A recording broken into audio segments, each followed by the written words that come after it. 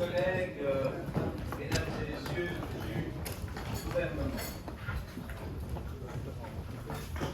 Jean Bock fut membre de notre Assemblée de 1999 à 2004 et décédé le 11 septembre dernier, il avait 91 ans. Jean Bock est né à Bovigny le 15 janvier 1931. Bovigny qui formera avec 22 autres villages la commune actuelle de Gouvy, limitrophe du Grand-Duché de Luxembourg. Bovigny fut sa terre d'élection dans les différents sens du terme. Ce fut le village dont son père fut bourgmestre pendant de nombreuses années. Il y fit ses premiers pas professionnels comme enseignant à l'école de Limerlé. C'est là qu'il débuta aussi sa propre carrière politique, en étant élu conseiller provincial du Luxembourg en 1965 pour le Parti libéral. Après la fusion des communes, il fut bourgmestre de Gouvy à l'issue des élections d'octobre 1982, et ce jusqu'au 13 mai 2004, date à laquelle il démissionna pour céder l'écharpe à son partenaire de majorité. Il ne se représentera pas en 2006. 1965-2006, 41 ans de parcours politique ininterrompu pendant lesquels il côtoya pratiquement tous les niveaux de pouvoir en Belgique. Après avoir été brièvement enseignant à Limerlé, ainsi que dans une école des forces belges à Buren, en Allemagne, il part une dizaine d'années au Congo, d'où il revient au lendemain de la proclamation de l'indépendance congolaise. Nous sommes au mi-temps des années 60 et Jean Bock entre en politique active. Il devient conseiller provincial en 1965, il sera député permanent 3 ans plus tard et le redeviendra de 1974 à 1981. En 1972, lors de l'installation du dernier gouvernement de Tristan Keynes, il devient chef de cabinet adjoint du vice-premier ministre et ministre des Finances Willy De Clercq, fonction qu'il conserve jusqu'en 1974 dans les gouvernements Le Breton. En 1972 encore, il participe à la constitution du PLP Wallon, dont la présidence est assurée par Émile-Edgar Genome, puis par André Damso, dont Jean Bock devient vice-président. Fonction qu'il continue d'occuper sous bannière PRLW, toujours sous présidence d'André Damso, puis sous la bannière PRL, aux côtés de Jean Coq. Au cours de cette décennie 70, il est désigné administrateur de la RTB, puis RTBF, dont il est vice-président du conseil d'administration de 1976 à 1980. En 1981, après avoir raté de peu l'élection 3 ans plus tôt, il entre au Sénat via la cooptation. Il y siégera jusqu'en 1995, coopté d'abord, sénateur provincial ensuite. En 1995, pour les premières élections directes du Parlement wallon, il est tête de liste PRL dans l'arrondissement d'Arlon-Marche-Castogne et aurait été l'un des 75 premiers élus directs de notre Assemblée s'il n'avait pas dans le même temps été élu au Sénat et s'il n'avait privilégié la Haute Assemblée, renonçant ipso facto au Parlement wallon, les 2 mandats étant désormais incompatibles. En juin 1999, il devient presque à son corps défendant député wallon. Il accepte en effet la 2e place sur la liste PRL derrière Jean-Pierre Dardenne, qui par le jeu d'apparentement gagne deux des 3 sièges dévolus à son arrondissement. Il est le doyen d'âge du Parlement wallon pour la législature 99-2004 et décide après de ne plus se représenter à aucune élection.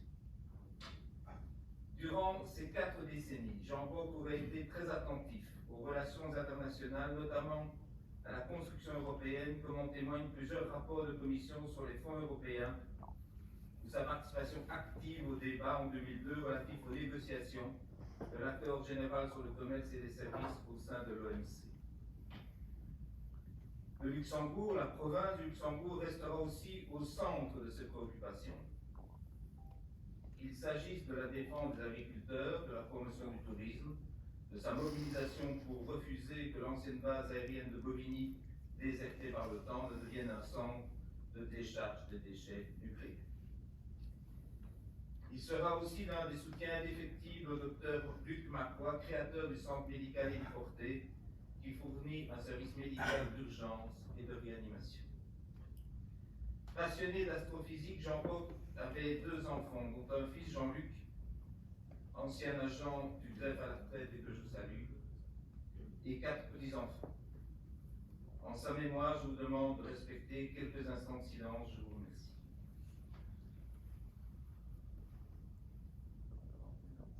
Je donne la parole avant la minute de silence à M. Willy Boursu, vice-président du gouvernement.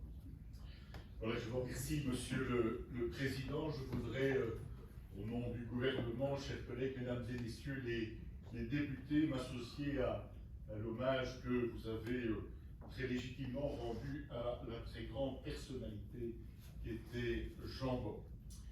Je ne reviens pas sur le descriptif de la carrière que vous avez de façon très détaillée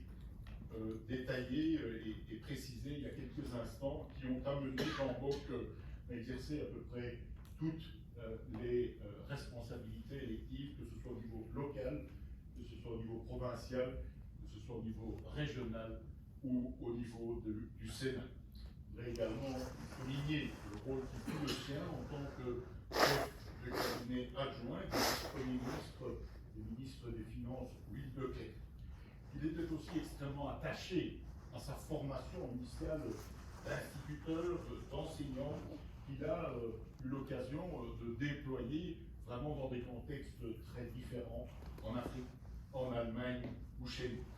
Je voudrais souligner, pour toutes celles et ceux qui dans cette assemblée l'ont bien connu, celles et ceux qui l'ont connu en province de Luxembourg ou en région wallonne, l'un ou l'autre élément de sa personnalité qui m'ont marqué.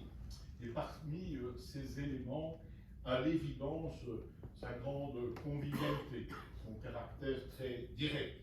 C'est comment vas-tu et comment va ta famille résonne encore chaleureusement en province de Luxembourg et respire la bienveillance naturelle qui était la sienne. Vous avez décrit, je pense, de façon très appropriée, son attachement au territoire. Il vivait, il respirait de son attachement au territoire dans sa dimension rurale, mais aussi dans sa volonté de le développer et de porter haut un certain nombre de ses caractéristiques et de ses possibilités de développement endogène. Vous l'avez mentionné, mais c'est une grande figure libérale qui nous a quittés, ayant pratiquement tout au long de sa carrière politique vécu et été acteur des transformations du Parti libéral depuis le CNP jusqu'au MR, en passant par d'autres étapes de l'évolution de notre famille politique. Je voulais donc transmettre au nom du gouvernement, à sa famille, à ses nombreux amis, à tous celles et ceux qui l'ont côtoyé et qui l'ont apprécié, l'ont aimé en notre province, mais beaucoup plus largement, les plus sincères condoléances à la fois du gouvernement, mais aussi les plus sincères condoléances personnelles. Au nom du Parlement et de ses membres, j'ai adressé un message de condoléances à sa famille et je vous demande maintenant de respecter quelques instants de silence.